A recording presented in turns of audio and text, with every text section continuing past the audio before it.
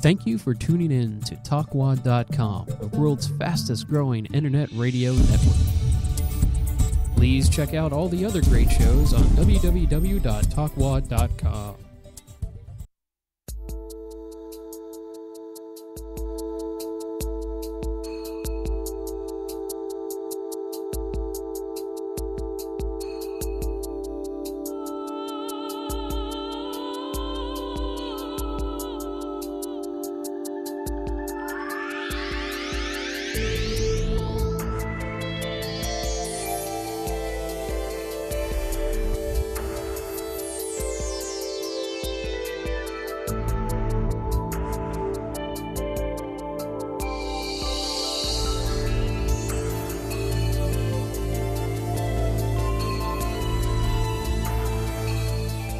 Hey, this is Papa, and on behalf of my co-host Nene, I didn't really expect her to be here because she hasn't really been feeling well. There's been a bug going around. A lot of people have been getting sick lately, even as recently as a week or so ago.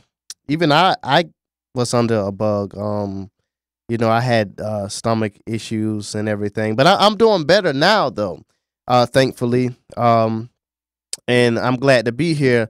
I like to give a shout out to the other terrific shows on the network.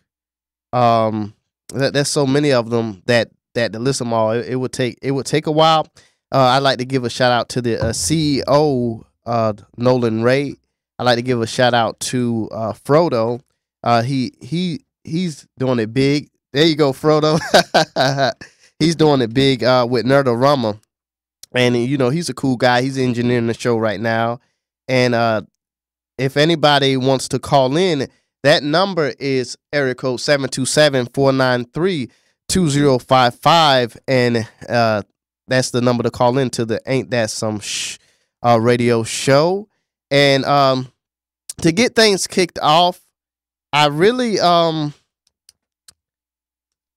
wanted to make this episode or this webisode more special than the past ones because, a lot of times, I'm the type of person that there's a lot of things that are on my mind, and unless I open up to you, unless I know you, I really keep a lot of things to myself. But I was on Facebook the other day, and there was something that it actually caught my attention. And it's actually it's something that I believe was heartfelt, and it touched me. So I'm gonna share it with you live on the air, and I sent it here. I see it here, and it reads, and this is from a friend of mine, and it reads. Friends and family, listen up. This season, Mo and I coach a baseball team in Pinellas Park called the Shetland Yankees. We refer to our team as Julian's team. With that said, meet our team's inspiration, Julian. Julian was born in May 2007, almost exactly 2 months after our Tyson was born. Julian was full of energy, love, laughter, and big dreams. He loved baseball and the New York Yankees. He was going to play for them one day. Tragically, on September 8th, 2012, Julian passed away. He was only 5 years old. He had so much life left to live and dreams to achieve. It was determined a few months later that Julian passed away due to acute myocarditis, an infection of the heart muscle. And in this case, it was most likely caused by a virus. And this could happen to anyone. He was perfectly healthy before this heart infection. When I first learned about Julian, I was signing Tyson up for the season, and Mo and I had decided we weren't going to coach. When we learned that Julian's parents were putting up the fee to sponsor the Shetland Yankees in our son's memory, in their son's memory, we both felt an overwhelming desire to be a part of Julian's team. Our season started 1 week ago, and each game we wear our jerseys with "In memory of Julian to infinity and beyond" printed on our shoulders with great pride. We are reminded to play every game with Julian's passion for baseball in our hearts. The reason I am telling you this is because I need your help. Julian's parents are working extremely hard to raise the funds needed for a bronze statue of Julian in his baseball uniform to be placed in his favorite park here in Pinellas County, Youth Park. We still need almost $5,000 to get the statue finished in time for the deadline, May 29th, 2013. Julian's 6th birthday, that's on Julian's 6th birthday, I'm sorry. It also reads, if my Facebook friends donated just $8 each, the goal would already be met. So far, complete strangers from all over the country have donated money. The response has been simply amazing. But I think it's time as a local community and as parents that we show our support for Julian's family. Do something genuinely good for seriously good people. And the link to donate is www.gofundme.com/Julian statue. That's www.gofundme.com that actually might be / Julian statue. And it says, please, any donation helps, no matter the size. I promise you every word of this is true. You can contact me or Mo if you have any questions. And it has a link to his memorial page on Facebook. And also, if you want to email her, and I know that they're telling the truth about this. The email to reach her will be at a.ray809@gmail.com, or you can donate at the website link. But if you have any further need for any further information, it's a.ray809@gmail.com. And again, that link to donate is www.gofundme.com / Julian And when I was reading that status, because a lot of times, a lot of statuses, a lot of times it just, I just overlook it. I don't really pay a lot of attention to Facebook a lot of times, but sometimes something to catch my eye, and that just happened to be one of those moments where I just happened to be on Facebook at the time. And this is definitely something, as soon as I found out about it, this is definitely something that I wanted to help in, even in a small way with, because it's a good cause. So I mean, if anybody's listening, or if anybody is watching, that's something to me that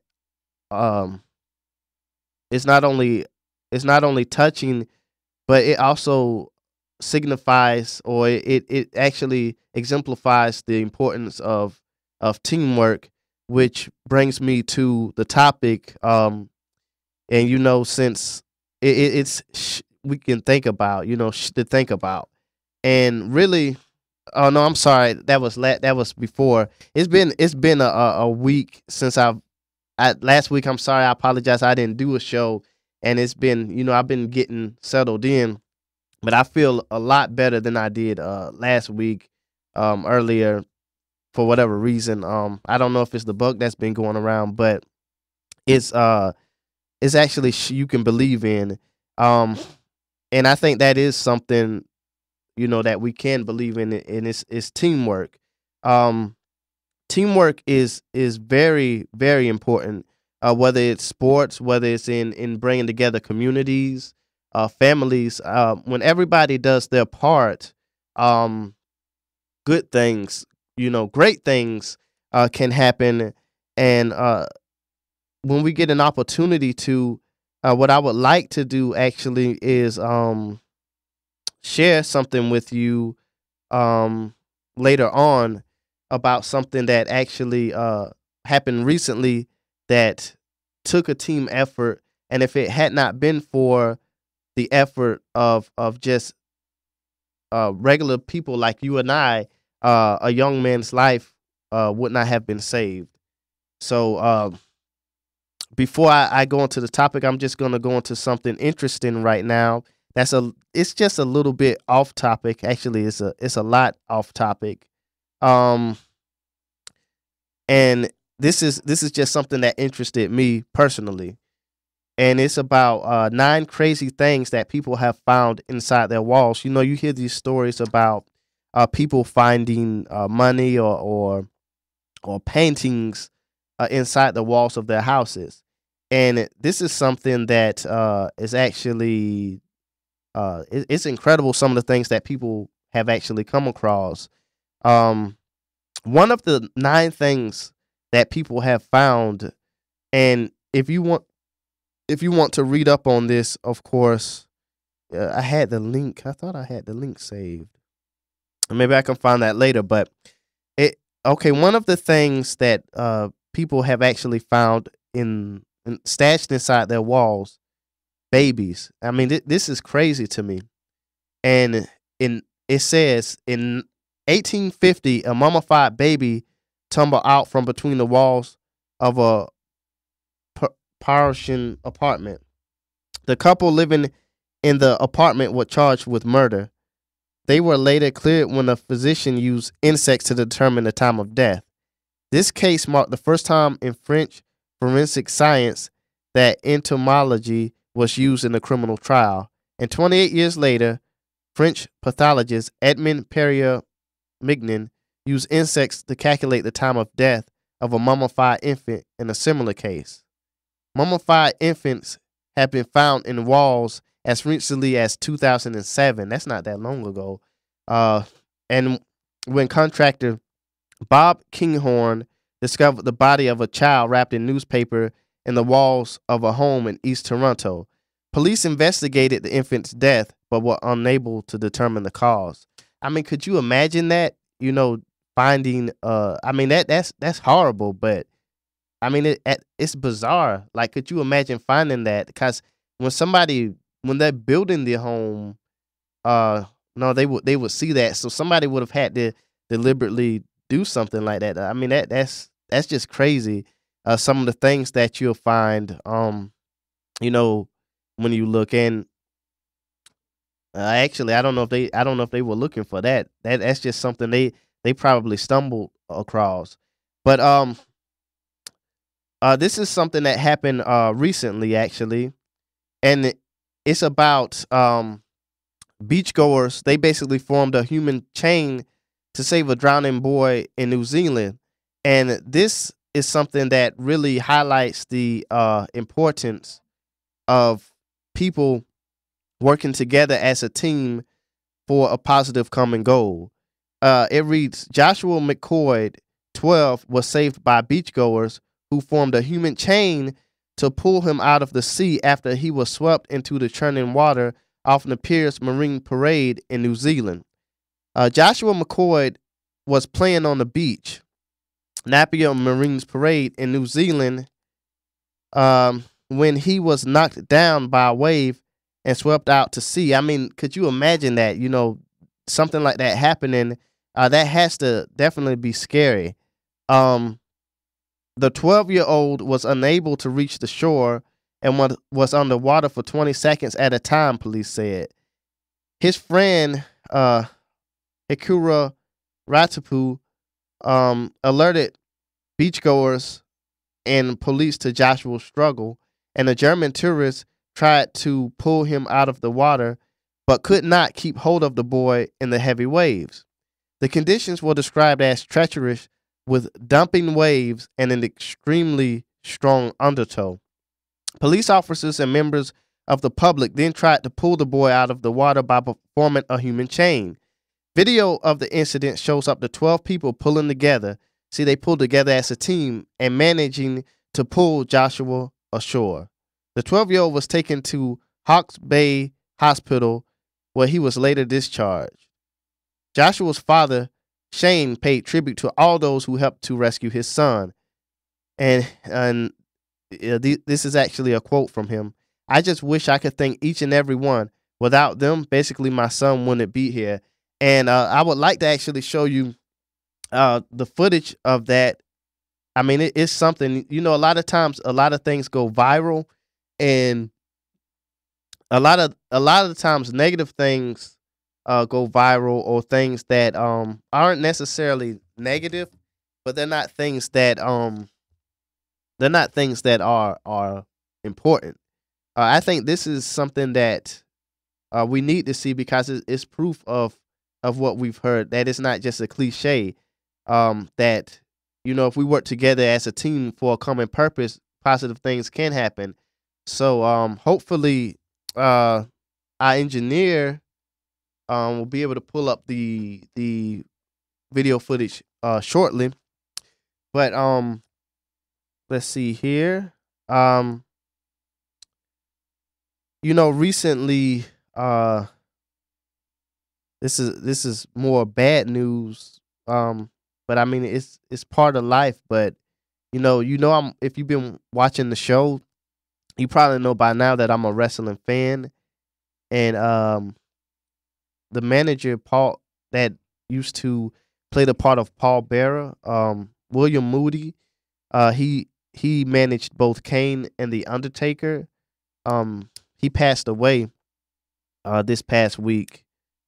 He passed away from blood clots. So, I just want to take a moment to acknowledge that. I mean, everybody, we all have to go sometime, but he was definitely one of the legendary managers in wrestling. Speaking of wrestling, that WrestleMania is actually coming up pretty soon. It's coming up a month from now, and a lot of the matches are being set up. And normally, on a normal webisode, I would probably go more into detail, but I think that for this one in particular, I rather focus on this issue right here with teamwork. Every now and then I might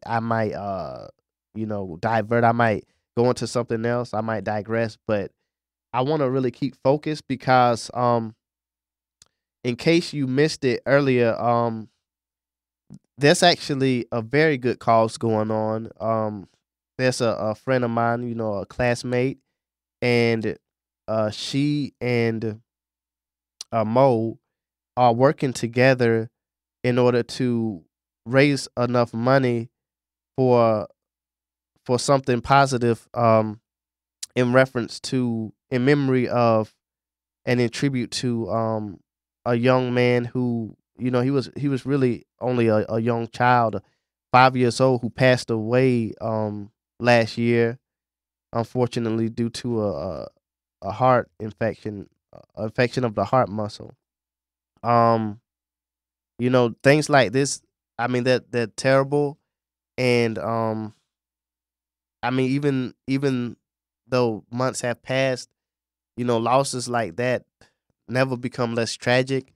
So any small part that I can do, with this airtime to help in any way, it's an honor to be able to help you. If you're watching, we obviously on this show support you 100% of the way.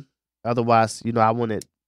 That's why we're airing it, because hopefully we can play a role in helping you to raise the money in order to do what's needed. And Adam, Frodo, if you're listening,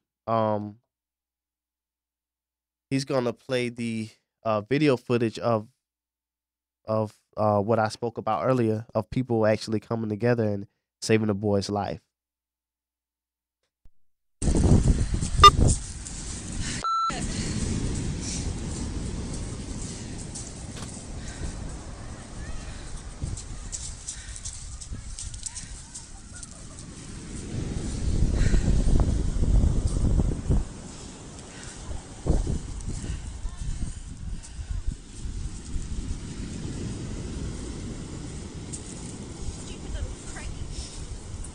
least he's still alive. At least he's still breathing.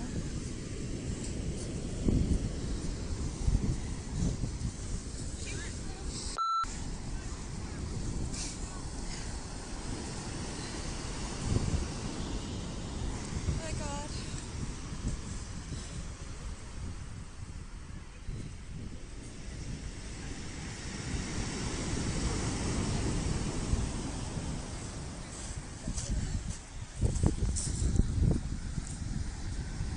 Oh, this is really scary.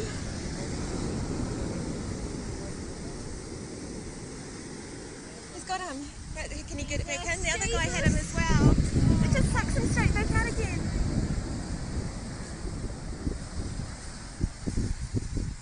Come on, you can get him in. Yeah, come on. Man, good thing the police had to do that extra training to get fit.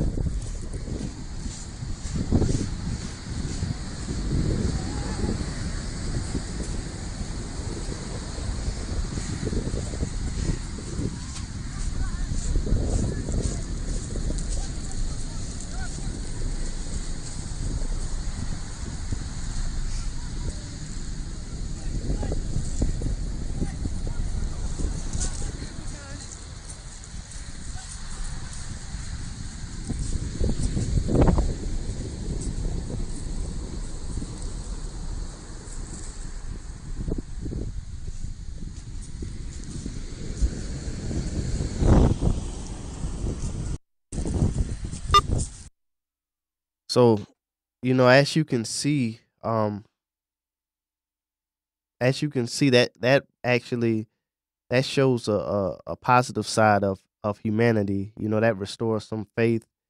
You hear a lot about bad news about people, just doing crazy things and hurting people, but that was a situation where people actually pulled together, and no pun intended, because I mean this is serious, a serious issue. A young child almost uh lost his life, and I got cousins, this child's age. I mean, 12 years old. I mean, that had to be a scary feeling, but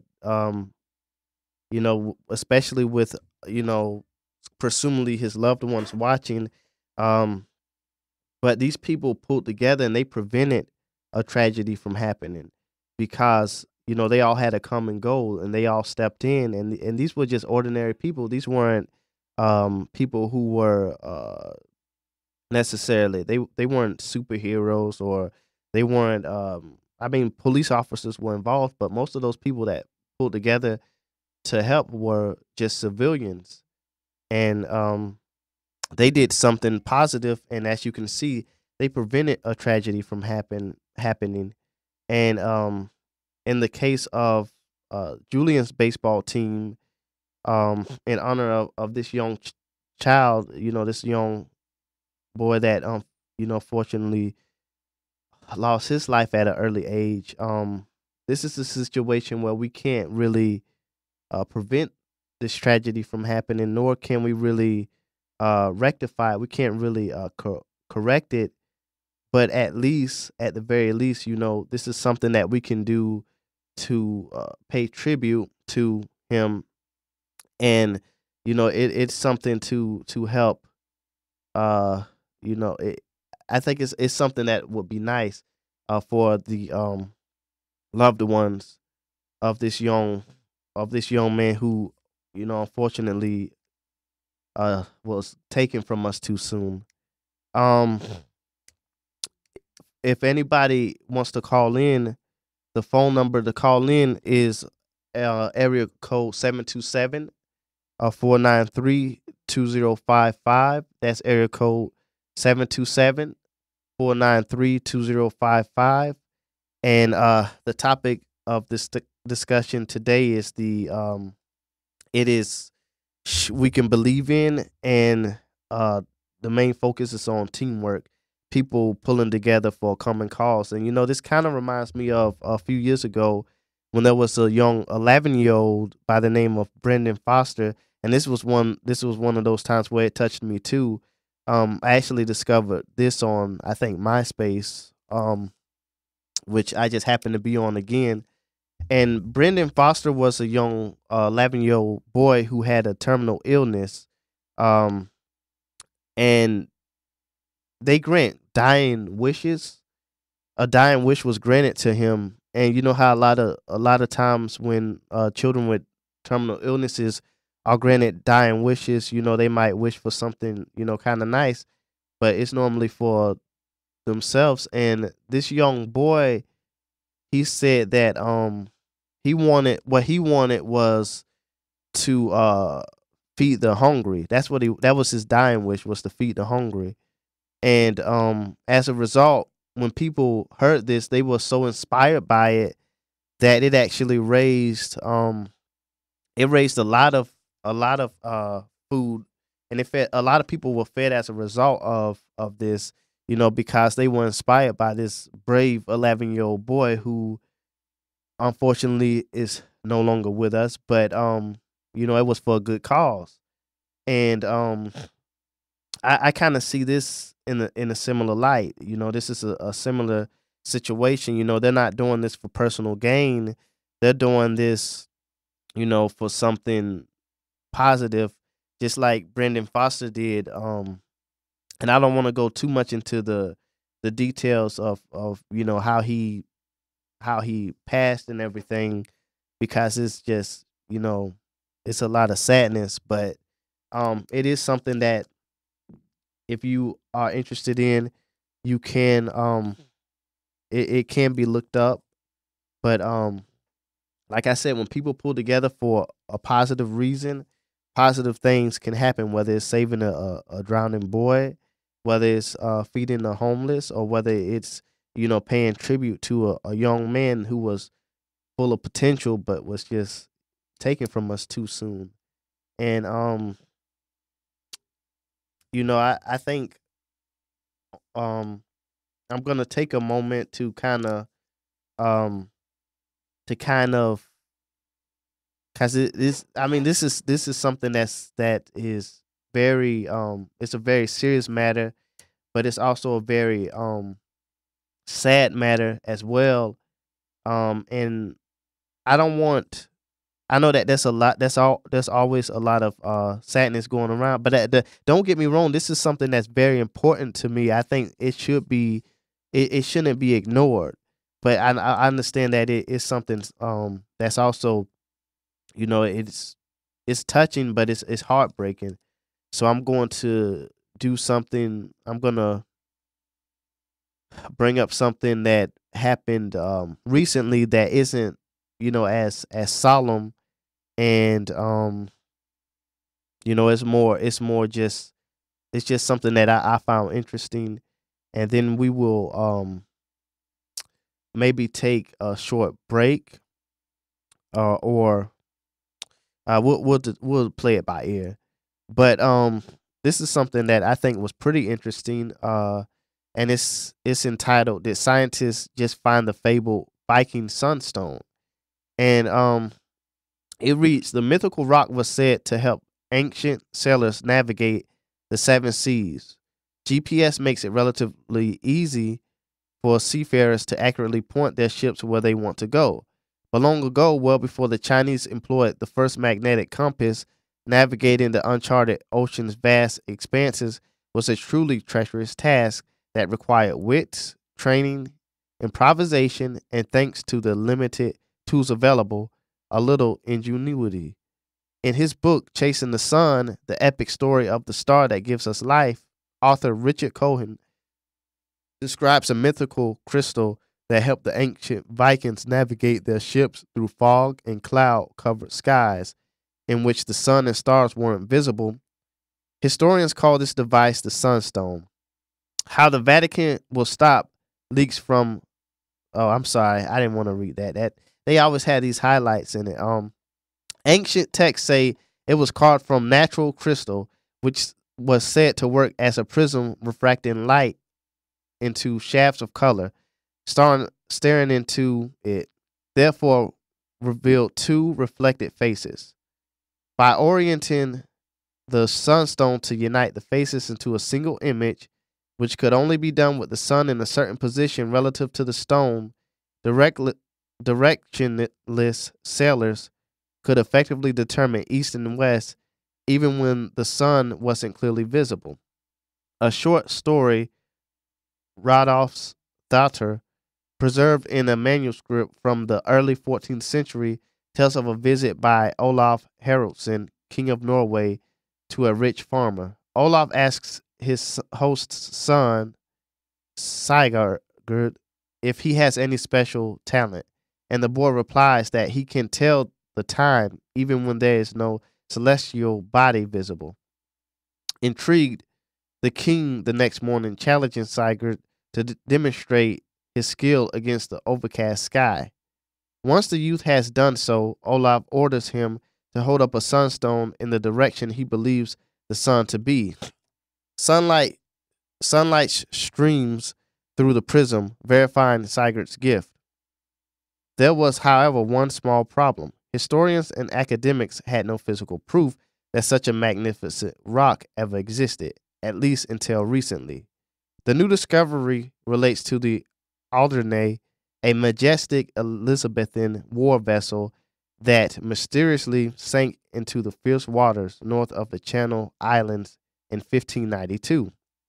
The wreckage, discovered in 1977 when a long concreted object became tangled in a fishing vessel's lobster pods, was found to contain a number of interesting artifacts: heavy naval ordnance like cannons, breastplate armor, tobacco pipes, and most curiously of all, a strange 3-foot long crystal made of Icelandic spar.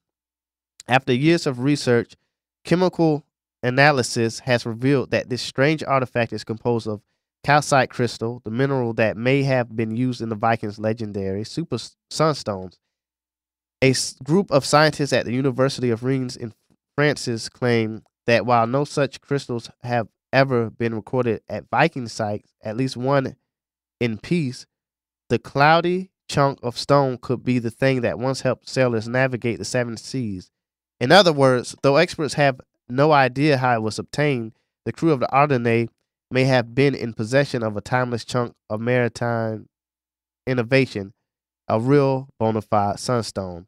And I mean that's pretty interesting, I think.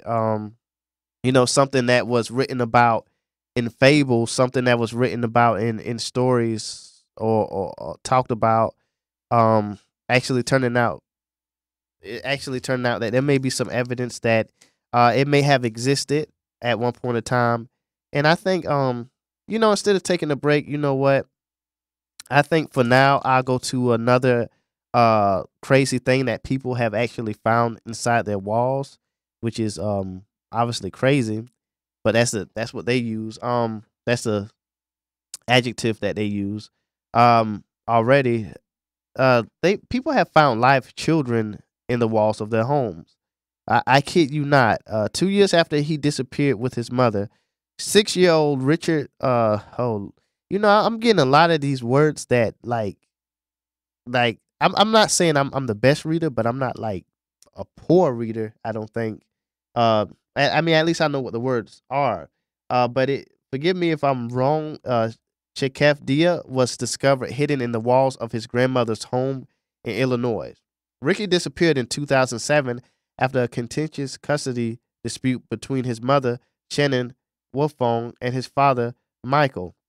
His grandmother, Diane Dobbs, insists that the boy lived most of his life outside the walls of the home, only hiding when necessary.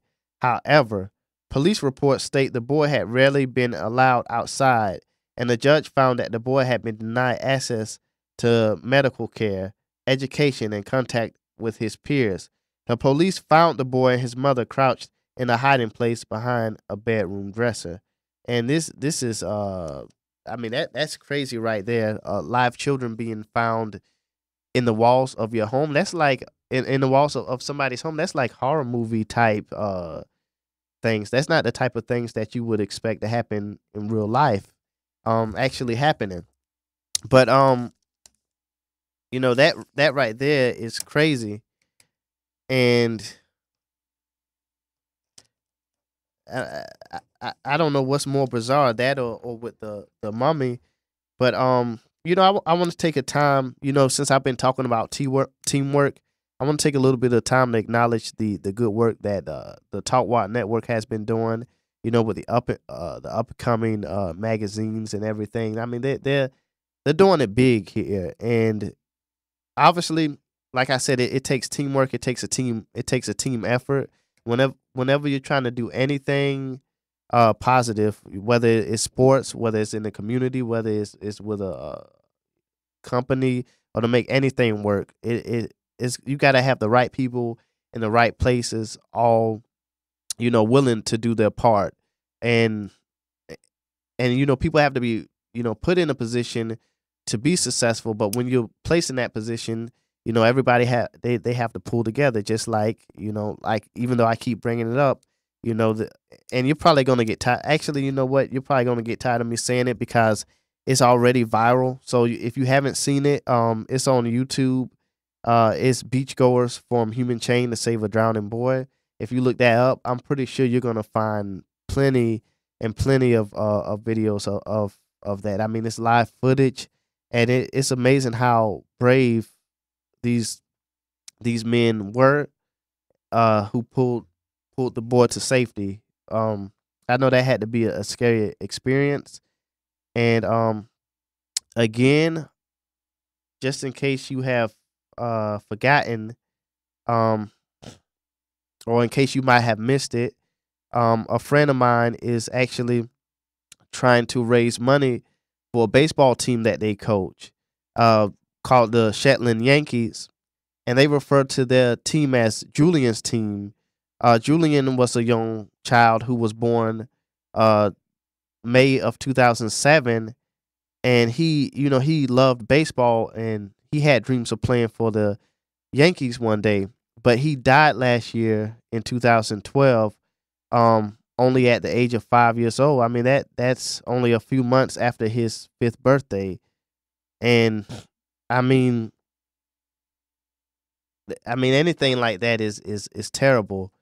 And like I said, a tragedy like that, we can't really, uh, if you can't prevent a tragedy from happening, I don't think you can really correct it.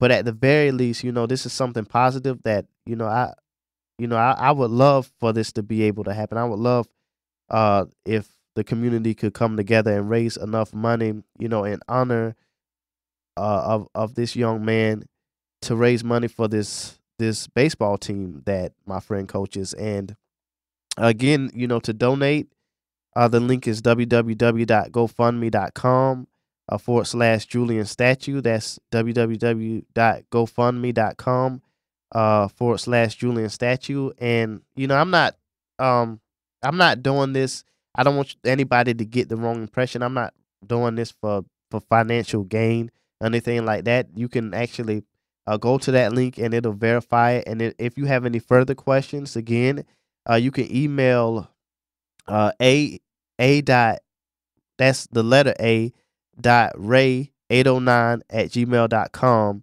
And that's if you have any questions. I'm pretty sure they'll be glad to explain in further detail.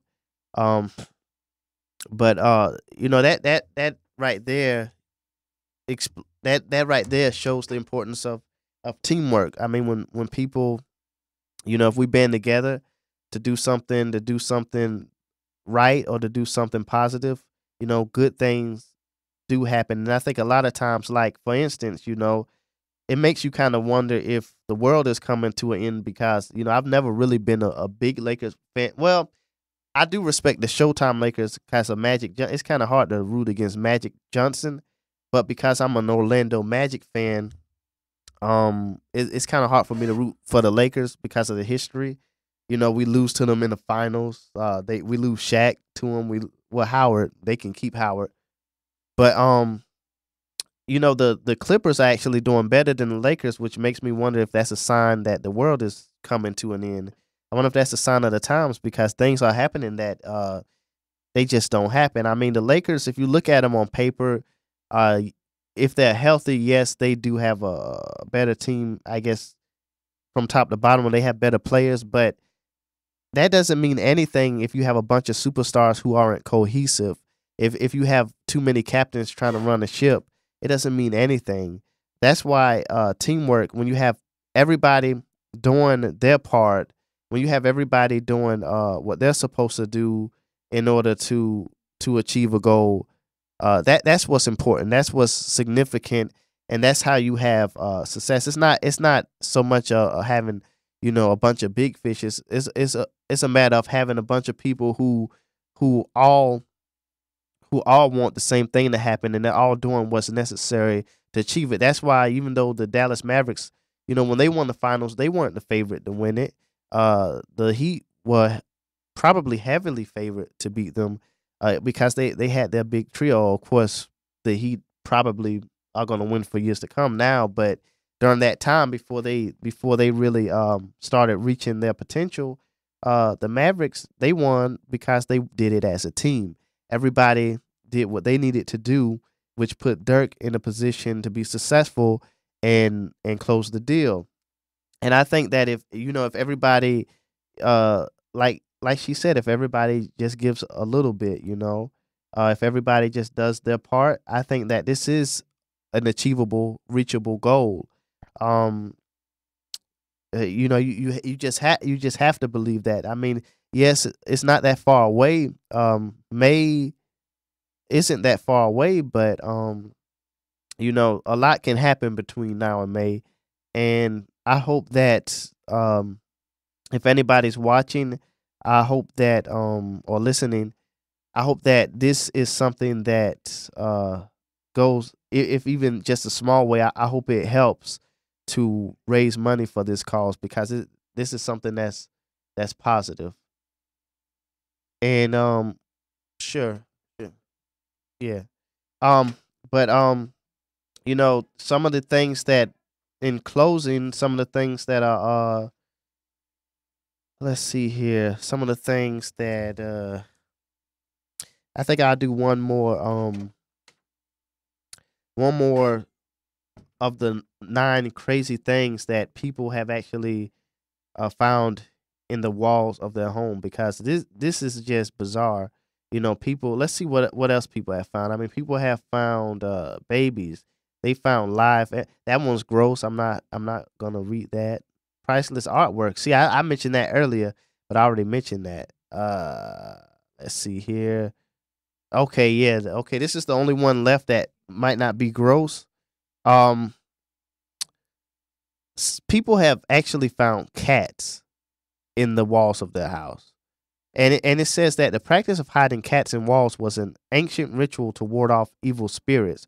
All over the UK, mummified cats are frequently toppling out from between the walls of 17th and 18th century buildings.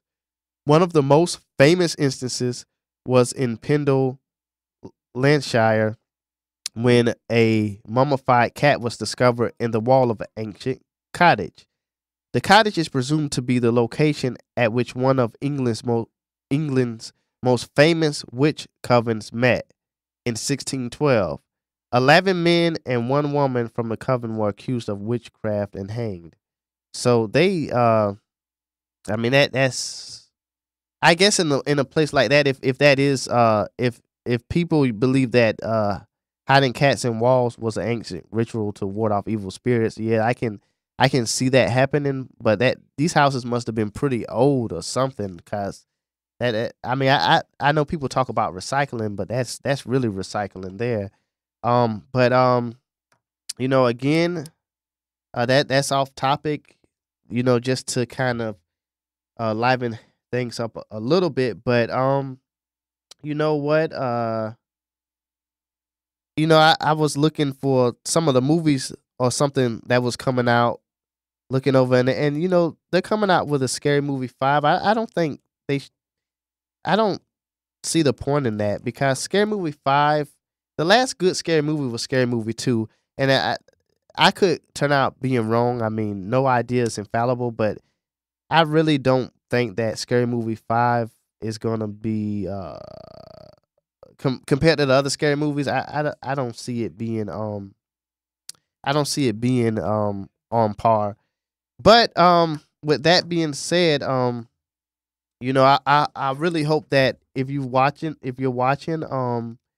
that you've been listening, especially to the parts referring to Julian's baseball team, and I really hope that we can reach this goal by May. I believe May the 29th. I'm going to verify just to make sure, but I believe it's May 29th. Yes, May 29th, 2013. I really hope to if I even play a small part, in this, I'm very grateful to have helped, and I'm going to be making a donation too, and I really hope that you reach your goal and that the team does fantastic. And with that being said, it looks like we are wrapping things up. So until next time, this has been another webisode of Ain't That Some Shh. And it looks like the engineer. Let's see here. Come on, baby. Let's see. No. Just for the record, I'm not coming on to the engineer. I'm just trying to get his attention. I guess that doesn't work. But anyways, let's see here. Um, let me see if there's anything else. Is there anything else I can go over? There's plenty to go over. But like I said,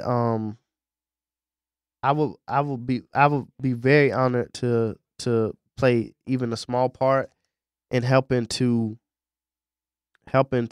raise money for this baseball team, because I mean this is something that will be positive for the community, and this is something that I think can go a long way, because it's done with good intent. And I believe that in the long run, the right thing does triumph. I think that this is a very reachable goal, and I'm glad to have even played a small role in it. So until next time, this has been another webisode of Ain't That Some Shh.